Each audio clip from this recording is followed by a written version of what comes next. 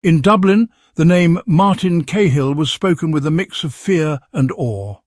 His reputation was built on a foundation of audacious crimes and a blatant disregard for the law.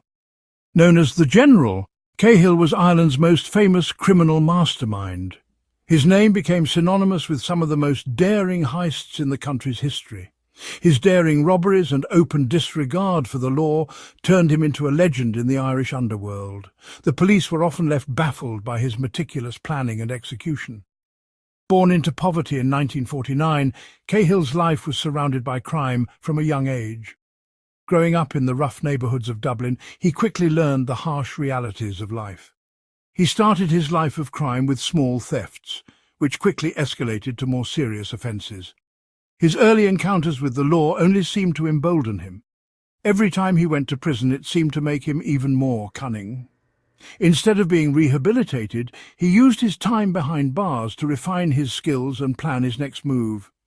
Cahill had a sharp mind and an amazing ability to plan and pull off complicated heists. His strategic thinking and attention to detail were unparalleled. He carefully studied his targets, finding and using their security weaknesses with incredible accuracy. His ability to outsmart even the most advanced security systems was legendary. His gang, loyal out of both respect and fear, followed his orders with ruthless efficiency. They knew that under Cahill's leadership, they were nearly unstoppable. However, Cahill's criminal empire faced internal strife. Rumours swirled that when John Gilligan moved into the drug business, Cahill disapproved. It was speculated that the same hitman who killed journalist Veronica Guerin also shot Cahill. But it wasn't until later that the IRA claimed responsibility for Cahill's murder. Cahill had made it clear he wanted nothing to do with the narcotics trade, but the rumours persisted. For months, the IRA remained silent on Cahill's death, allowing the rumours about Gilligan to spread. Some believed the IRA claimed responsibility because of Cahill's alleged involvement with loyalist terrorists, an unforgivable betrayal. In May 1994, a UVF hit squad attempted to plant an explosive device in Widow Scanlon's pub on Pierce Street, further complicating the web of criminal alliances and betrayals surrounding Cahill's life and death. Martin Cahill had a tough childhood. Born into a large family in the heart of Dublin, he faced the harsh realities of poverty from a very young age. His father struggled to find steady work, and his mother did her best to keep the family together, but the odds were stacked against them. Growing up in a poor Dublin neighbourhood, he saw firsthand how desperation and lack of opportunity could lead people to crime. The streets were filled with children like him, who had little hope for a better future. It was a tough environment where survival often meant bending or breaking the rules. At just 12 years old, he got his first criminal conviction, a sign of the life that awaited him. It was a petty theft, but it marked the beginning of a long and troubled relationship with the law. The authorities saw him as just another delinquent, but for Martin it was a turning point. Sent to Dangean Reformatory, a harsh place for young offenders, Cahill learned how to survive and thrive in the world of crime. The reformatory was supposed to rehabilitate him, but instead it became a training ground for his future endeavours. He learned the ropes from older, more experienced criminals. He came out of it tougher and more determined than ever to make his own way, a path that led him deeper into the criminal underworld. The lessons he learned in Dangean were invaluable, teaching him the importance of loyalty, strategy and ruthlessness. Cahill's early crimes were those of opportunity, driven by a need to survive. He started small, targeting local shops and homes, always careful to avoid getting caught. Each successful heist boosted his confidence and his reputation on the streets. He targeted homes, businesses, and anyone he thought was vulnerable. His methods were calculated, and he quickly became known for his daring and audacity. The local police were often one step behind, struggling to keep up with his growing list of offences. As his confidence grew, so did the boldness of his crimes. He began to take on more significant and riskier jobs, always pushing the boundaries of what he could achieve. His name became synonymous with fearlessness and cunning. He put together a loyal crew, carefully choosing each member for their skills and ruthlessness. Together they formed a formidable team, capable of pulling off some of the most audacious crimes Dublin had ever seen. Martin Cahill's life of crime had truly begun. Martin Cahill's criminal career peaked in the 1980s and early 1990s. His series of audacious heists, each one carefully planned and executed, made him a household name in Ireland. These were not the actions of an ordinary thief, but of a criminal mastermind. In 1983, Cahill masterminded the robbery of O'Connor's jewellery factory, getting away with over £2 million worth of gold and diamonds. This daring heist shocked Ireland and marked Cahill as a powerful figure in the criminal world. 4 years later, Cahill struck again. This time his target was the prestigious Russborough House. His prize 11 priceless paintings, including masterpieces by Vermeer and Goya. The Russborough House art heist solidified Cahill's reputation as a criminal genius, a master thief who could break into even the most secure locations. Martin Cahill's success came not only from his boldness, but also from his meticulous planning and understanding of human nature. He was a master of disguise, blending seamlessly into crowds and evading the watchful eyes of the Gardaí. Cahill used a network of informants, strategically placed within various organizations to give him valuable information. He knew his targets' movements, their security procedures, and even the schedules of security guards. Knowing that fear could be a powerful tool, Cahill used it against those who crossed him or those he suspected of being disloyal. He understood that an atmosphere of fear could buy him silence and discourage potential informants. As Cahill's power and influence grew, so did his ruthlessness. He knew that maintaining his criminal empire required more than just smart planning. It required instilling fear and demanding obedience.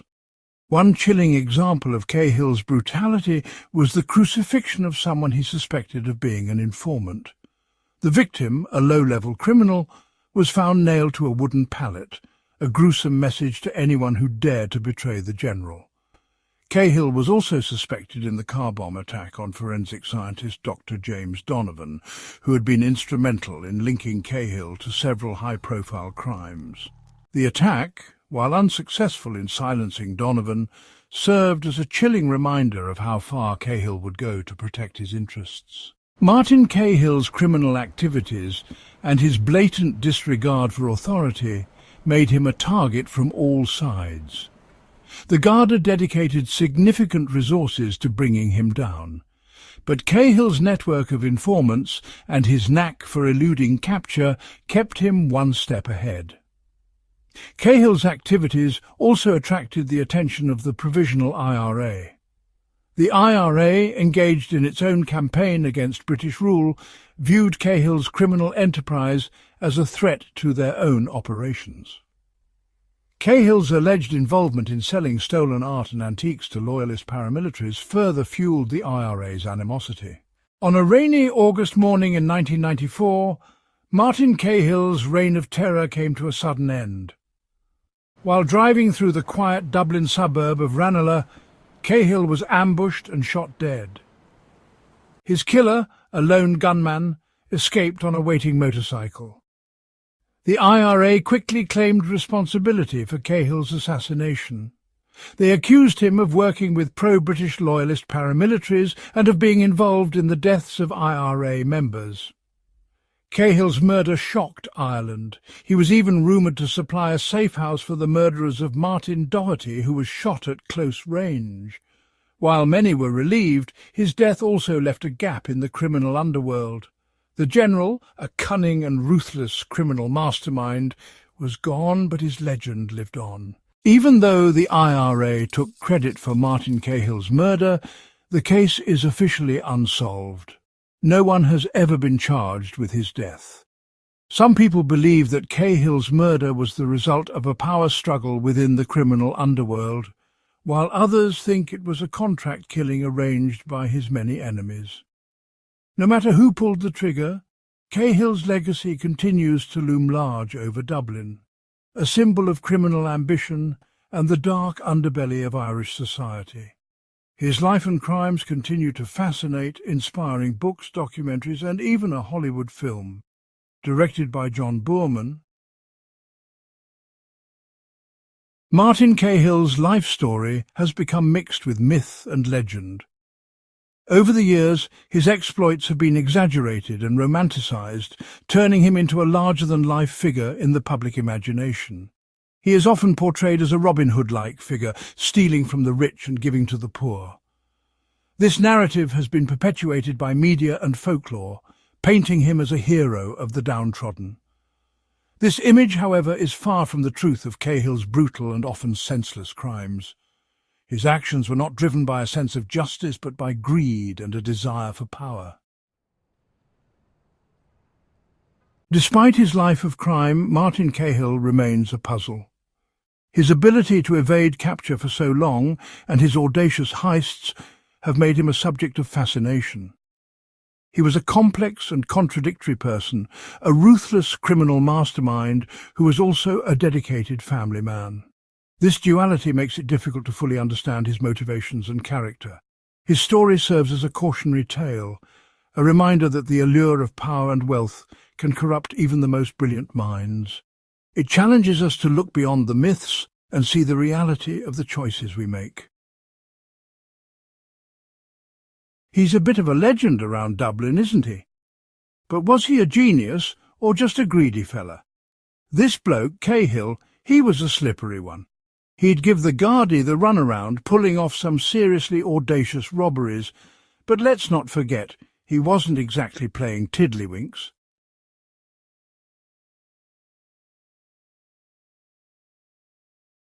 A ruthless criminal who loved his family? It's a proper head-scratcher. So, what's the story with Cahill? Some people think he was like a modern-day Robin Hood, sticking it to the man. Taken out? Some say by the IRA, others aren't so sure. Was he betrayed? Did he bring it on himself? Or was he just a pawn in some bigger game? We might never know the full story. When you look at the General's life, it really makes you think. The line between good and bad, it's not always so clear, is it? Cahill's story is a warning to us all, a reminder that even the most exciting stories often have a dark side. He'll definitely be remembered, not just as a brilliant criminal, but as a reminder that people are complicated. His life and his death still get people talking. See you next time, please. Like, subscribe and leave a comment on my channel.